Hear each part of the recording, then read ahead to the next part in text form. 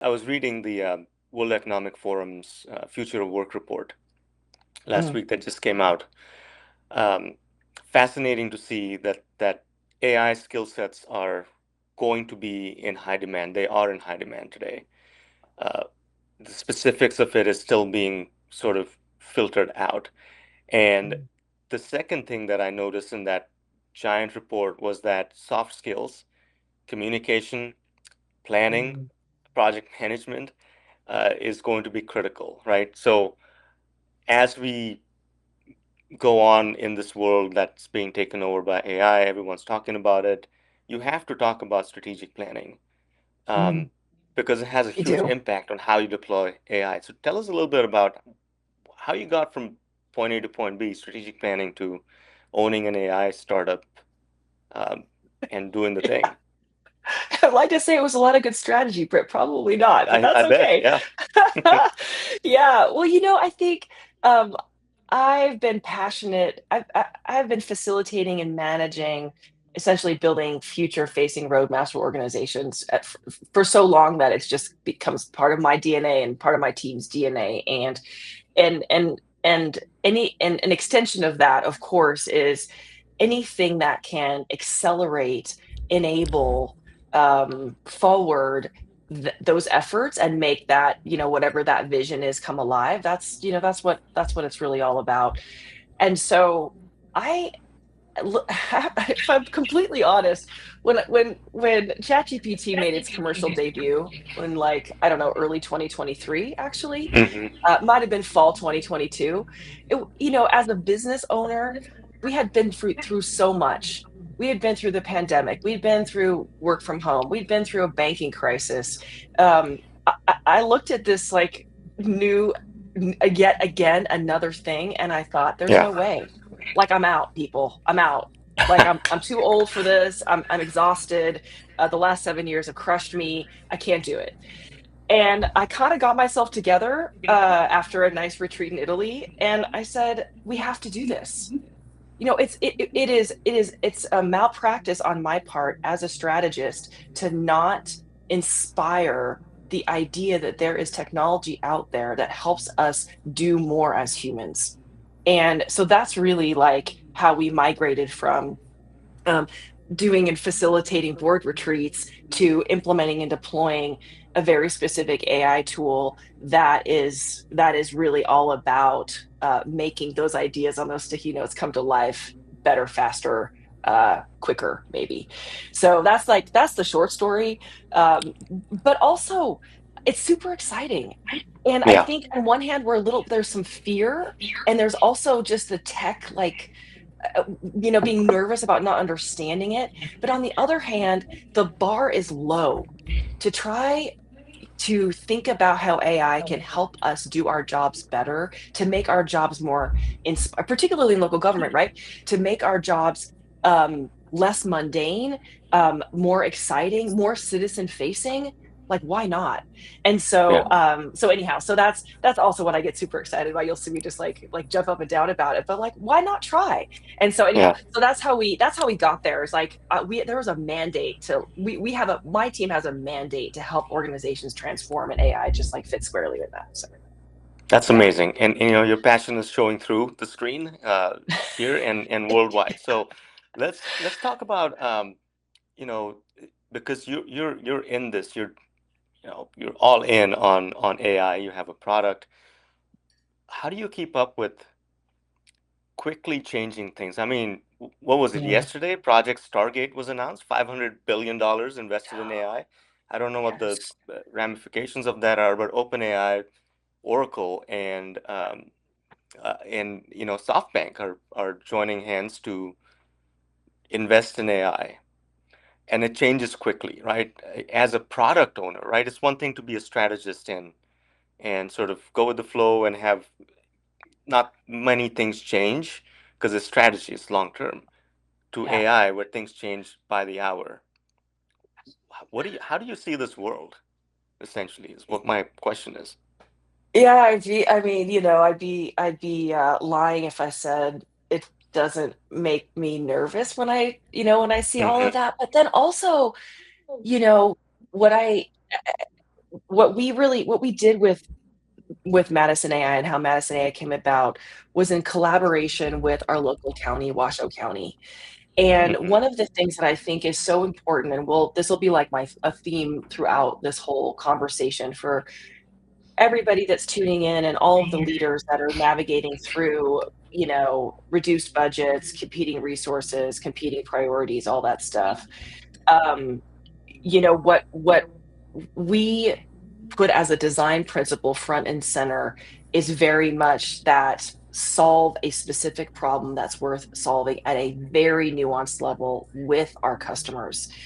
And so I think AI as a general like tool and comment is a bit too broad and a little bit not delivering on the value proposition that has been the hype Yep. cycle Hmm. at a specific nuanced level. And I don't even have great words for it, but my collaboration with Washoe County made it such that we are applying AI to a very specific set of tasks that local government absolutely has to do, and we're doing it to a high level of fidelity for that specific set of people, for this specific set of this specific industry, local government in this case. And so I think in that regard, it makes me feel good because I think let Stargate do what Stargate's doing and throw Yeah. more money into it. We're leveraging all of that as well. Like we wouldn't be here without the billions of dollars from OpenAI and the billions of dollars right from Microsoft. Like bring it, like invest Yeah. in it, drive it, and then we're just drafting off of that. So, anyways, but my headline on that is just to say, no matter what we're all doing, we need to the center of it is absolutely understanding the problem and the workflow from a very specific user perspective and solving it to a high level of fidelity. And again, I can unpack that further, but that would be one of my big takeaways in terms of making AI really work. Well, and we talked about workforce a little bit, and all of our clients are struggling with workforce, right? From the biggest Yes. cities to smallest Yes. townships, you can't find the right people to come work for you. There's several reasons. I've got my theories, but with AI and what's coming down, it's here now. It's the agentic workforce. You're going to have a combination of robots and humans working for you. And Yeah. the good news, again, for generalists like me, is that my skill set is breaking down problems, giving them words, and really uh, nailing down the instruction set is going to be the key skill set of the future. The programming language of the future is natural language. Um, and I'm just Yeah. excited about that piece because all of our clients, your clients and my clients, are executives, mayors, city managers, directors. Um, they want an outcome. They don't want Yeah. a software engineer to tell them why it can't be done or what the Yeah. limitations are. And that's powerful. That's where we are today. It's so true. It's so true. And one of the things that's so cool about generative AI is if we think about we're creating so Madison AI is creating a custom closed knowledge assistant with that agency's public record, let's just call it that. And again, I Hmm. can explain it more in a second. But what it ends up being is the institutional knowledge of an organization. So Right. we're solving for this big problem that you're talking about, AV, which is the workforce, the labor side, and making sure that the institutional knowledge is preserved. And then in addition to that, making the jobs a bit more fun. And I am again as leaders, we should be we are and other people should be, if you can, co-developing with our clients, because why not have our clients coding with us to help AI solve problems. And so I'm passionate about that too, because that gets everybody that we're working with excited as well. So that's Yeah. kind of this other thing, like to drive a little bit of morale and retention. At least that's some of the stuff that we're seeing. So, but yeah, Right. And I yeah, think that'll attract the next generation of the workforce too. So let's yes, unpack that. I know people have tuned in to hear you talk about your product because again, I'll frame this. Very few people and companies and vendors out there have nailed a specific problem to solve with AI, especially in government. Um, the big guys are talking about agents in Salesforce and Oracle and all of that. but the deployment and how quickly you've done that with a private-public partnership. If you can talk about that a little bit too. Let's Happy dive to. into Madison AI, what it is, what it does, and how you're helping your clients. Yeah, fair enough. So we'll certainly do that. And maybe, along the way, just drop in really tips that everybody can take away in terms of how to think about standing up AI solutions in your organization, right? So whether it's what we're doing or other great vendors out there, I think there's some really great best practices and tips to take away. Um, so Madison AI was born from the idea of, wouldn't it be great if we could use AI to assist staff report development? So staff reports or board memos or board reports, whatever you call that in your agency. So the majority Right. of the local governments we work with have staff reports associated with agenda items. Some people don't, by the way. So I've learned that too, but most people do. And that's a critical piece of the governance process. So we named our product Madison AI after James Madison, who one of the things he believed in good Mm-hmm. governance. And so we all believe in first and foremost effective local government. At least I do. I believe in local government is the agency that has the ability to change our communities. Like, I fundamentally believe that. And anything we can do to help our local governments be more effective, efficiency, sure, but let's be more effective first. And so we all know that the governance process, the decision making process of our boards, is driven by a briefing on a topic, previous Right. action that happened on that topic, deciding on that topic, implementing it, and doing it again, right? That's like actually the pattern of how we make policy. So what's so cool about that is the consistency and the high volume of that particular action is very important and critical to great local government. It has to be done, and it's perfect for generative AI. Why not have agents? So let's define agents as code that has agency. Mm-hmm. So just thinking about that for a second. So something that's got a little bit of a brain that can think a little bit to go do a task, right? So if we think Right. about that, we think, all right, let's build a couple agents to help us go fetch the information from the thousands and thousands and thousands of PDFs about, I don't know, affordable housing, draft the staff report in the format that is expected with the Mm-hmm. with the grammar and the formatting and the logos and everything that everybody expects, get it to 80%, human in the loop, right? Review it, goes into Granicus or Civic Plus or whatever agenda management system you're using. Fine, great.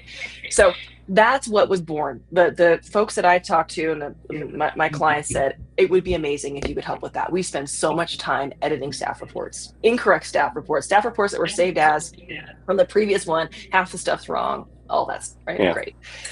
So in order to do that, we had to build what is called an internal LLM. So it's like ChatGPT, but it's just that agency's data. And the coolest thing about local government, and I would just like say this to all of our local government leaders, you are actually ahead of the game than private industry, because you have a set of files, we can call it data, which is data, but you have a set of files that is clean. It is the public record. It's gone through the attorneys, it's gone through the clerk, the Yeah. minutes have been briefed and edited, and you have years and years and years of this stuff, and it is your institutional knowledge. So we take all of that, put it in a closed, it's not really a database, let's call it a database, and that's what we use with these agents, with this generative AI, to create a knowledge assistant that's specific for that organization. And then we use that to create things like staff reports or fiscal notes or whatever it might be. So that's what Madison AI is. But the idea behind it is local government has the the pieces that make AI work. Like, you just do, and you have a need for it. And our goal is to save all of our government leaders 5 hours a week in AI, enabling these tasks that you can do now, not take like 2 or 3 hours to look up a topic about the previous action on a whatever that board vote happens to be. Punch it in, get a complete, accurate summary, use that for the question that your council person's asking or the board briefing you're asked to put together, etc. So AV, that's a really that maybe was a little bit long-winded, but that's the No. idea behind Madison AI.